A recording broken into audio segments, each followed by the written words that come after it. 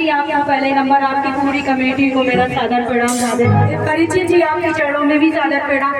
हमारे इस गांव के सभी बुजुर्ग, युवा पीढ़ी, नौजवान साथियों, बहनों, माताओं, सबको मेरा सादर नमस्कार। जैसा कि आपको पता है, चुनाव तो बढ़ ही गया है 1 साल के लिए। जब ये नई सरकार बन के आएगी, मुख्यमंत्री का शपथ ग्रहण होने के बाद में संभावना है कि प्रधान और जिला पंचायती के चुनाव होंगे, लेकिन चेहरा और नाम नहीं बदलेगा। हम अगर गरीबों और जनता के हित में लड़ाई के लिए अगर उतरे हैं तो हमें ये लड़ाई लड़नी है। आप सब हमारे टीचर हैं और हम आपकी स्टूडेंट हैं। एक नंबर आप सबको देना पड़ेगा अपने घर से, तो ये स्टूडेंट आगे भी क्लास हो जाएगी। मेरा अपना कहना केवल एक है कि दलाली का काम तो सबसे पहले खत्म होना चाहिए। अगर बहादुरपुर गांव सबसे शिक्षित है और इसके बाद इस गांव में सबसे ज्यादा डिपार्टमेंट, चाहे टीचर हो, प्रोफेसर हो, डॉक्टर हो, पुलिस हो, पीएससी हो, किसी भी डिपार्टमेंट में हो, इस गांव में सबसे ज्यादा युवा पढ़े लिखे हैं। और मैं यही चाहती हूँ कि यहाँ से अगर दलाली का काम किसी ने शुरू किया है तो इसी गांव के लोग ये दलाली का काम खत्म करेंगे और दलाली बंद होनी चाहिए। आप सब लोग इतना परेशान होते हो, जो खेतों में काम करते हैं वो 10,000 पैसे कैसे कमा के लाते हैं, किसान और बुजुर्ग। और कोई मैटर हो जाता है थाने में, अगर कोई मैटर हो जाता है तो आप लोग कहते हैं मेरी कोई सिफारिश कर दे, तो सिफारिश के लिए गल्ला कहता है 15,000 लाइए, तब हम आपकी पैरवी करेंगे। तो 15,000 का मतलब आप जानते हो, 5,000 को थाने में देगा, 10,000 अपनी जेब में डालेगा। दूसरी बात है कि दल्ला अपनी रोजी रोटी आप लोगों के पैसों से घर भर रहा है, लेकिन आप लोगों को ये बात पता नहीं है। हम जागरूक करने के लिए, हम पढ़े लिखे होने के नाते, वकालत लाइन में उतरने के नाते मैंने ये कदम इसलिए बढ़ाया कि गरीबों का जो हक खाया जा रहा है वो गरीबों तक नहीं जा रहा। अभी हमने कल एक वीडियो देखा, फेसबुक में मेरे सामने आ गया कि बहादुरपुर में कोई एक गली बनवाई जा रही है। सोचिए माताएं, 5 साल तक कार्यकाल नहीं हुआ, 5 साल कोई काम नहीं हुआ। 4 सालों से 26 मई से कार्यकाल प्रधानी का खत्म हो रहा है। वो अभी वीडियो रेडी के हाथ में जाएगा तब प्रधान उसमें काम करवा पाएगा, वो अब बीच में खाता चलेगा। इससे पहले कोई काम नहीं हुआ 4 सालों से, लास्ट में वो काम कराया जा रहा है। आप सब लोग बहुत समझदार हैं। मैं अगर प्रधान पद पे खड़ी हुई हूँ, मैं यहाँ लाइब्रेरी बनवाने का काम करूंगी, जिससे हमारी बहनें, हमारी बेटियां, हमारे युवा पढ़ने इंदरगढ़ तिरवा जाते हैं, लेकिन जमाना क्या कहता है, बहुत गंदा है। जो हमारी बेटियां धागा टाइप की हैं वो 2 मंजिल को पा सकती हैं, जो पिता कमजोर है वो उस लायक नहीं है। मैं लाइब्रेरी बनवाने का काम करूंगी। स्टेडियम युवाओं के लिए, स्टेडियम में कितना पैसा आया, 4 रद्दे लगा दिए गए। सोचिए पैसा कहाँ गया, कौन खा गया, कौन खा गया कार्यकाल का पैसा। स्टेडियम युवाओं के लिए मैं बनवा के दूंगी और मैं सांसद के द्वारा वित्त मंत्रालय को एक लेटर जारी करवाऊंगी कि जो हमारी बुजुर्ग माताएं, बुजुर्ग हमारे युवा, बुजुर्ग हमारे जो पिता समान है वो पहुंचे जाते हैं, उनके लिए मैं प्रस्ताव डालूंगी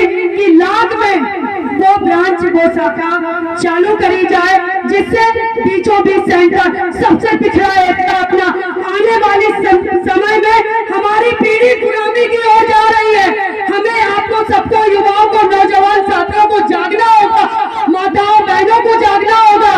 अगर आप लोग एक नंबर भी अपने घर से देंगी ना माताएं, बरसात में आषाढ़ आने वाला है ना, जहाँ गली बहादुरपुर में अभी इतनी भरी है पानी से, जब मेरी माताएं ऐसे साड़ी ऊपर करती है, मेरे को बहुत शर्म आती है कि प्रधान का आप लोगों को बिकना नहीं है, आप लोगों को बैठना नहीं है।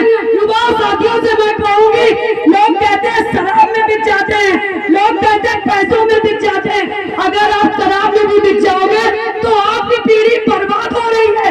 आप उन्हें बाहर पढ़ाइए, हमसे जो मदद होगी कापी किताबों से लेके, हम दारू तो नहीं पिलाएंगे, हम पुड़िया तो नहीं खिलाएंगे, लेकिन अगर आप अपने बच्चे के लिए कहेंगे कि मैडम आप किताब लीजिए, हम किताब खरीदेंगे। आप कहेंगे कि मैडम आप मेरी बेटी की शादी में इतना मदद करिए, आपकी कृपा से हमारे बारे में आपको पता है मेरा पति सरकारी नौकरी करता है, हम भी सक्षम हैं, हम जिस लायक हैं हम वो काम करेंगे, लेकिन आप लोगों को दलाली का काम कराना है। गनापुरम में भी एक मैटर होता था, पिता और बेटे की लड़ाई हो गई थी, थानेदार उठा ले गए, थाने में दरोगा चाट से यादव है, उसने इंसानियत निभाई, उसने वर्दी का फर्ज निभाया, लेकिन दलाल ने अपनी दलाली नहीं छोड़ी।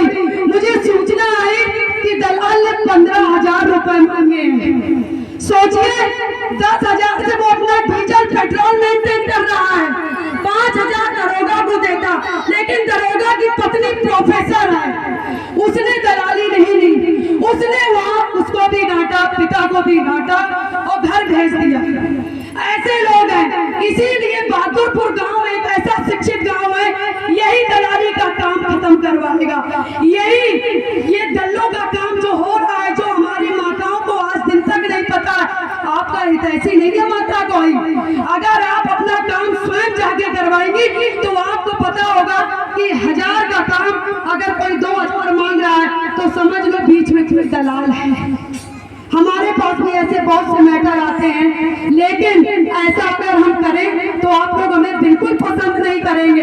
हम युवाओं को और बेटियों को खासकर जागरूक करने आए हैं, आप लोग जितना पढ़ सको उतना पढ़ो। अगर आप लोग हमें जितना लाते हैं हम लाइब्रेरी बनवाएंगे जिसमें हमारी बेटियां यहाँ शिक्षा ग्रहण कर सके, हम स्कूल बनवाने का कार्य करेंगे और हम एक एम्बुलेंस सेवा भी जारी करेंगे। जो हमारे असमर्थ लोग हैं जिनको एम्बुलेंस की सुविधा उपलब्ध नहीं होती है, वो एम्बुलेंस आपकी सेवा में 24 घंटे रहेगी।